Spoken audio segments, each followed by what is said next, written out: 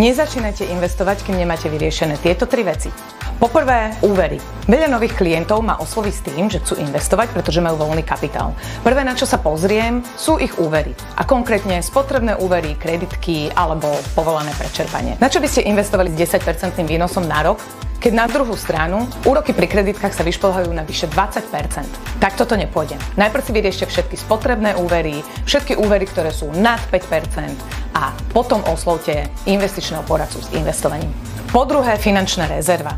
Darmo začnete investovať, keď žijete od výplaty do výplaty. Musíte si vybudovať najprv finančnú rezervu na 6 mesiacov výdavkov. Ak by sa niečo stalo, prišla nejaká COVID kríza alebo niečo podobné a prišli by ste o prácu, nemôžete sa spoľahnúť, že práve počas takejto krízy budú akciové fondy hore a vy môžete smelo predávať. Tretia vec, ktorú odporúčam mať predtým, ako začnete investovať, je životné poistenie. Týka sa to hlavne živiteľa rodiny. To znamená človeka, ktorý do rodiny prináša najviac peňazí. Ak ohrozí vašu schopnosť pracovať nejaký úraz alebo choroba, určite nebudete radi vyberať 100 000 z vašich úspor, aby ste zaplatili hypotéku, na ktorú nemáte teraz peniaze.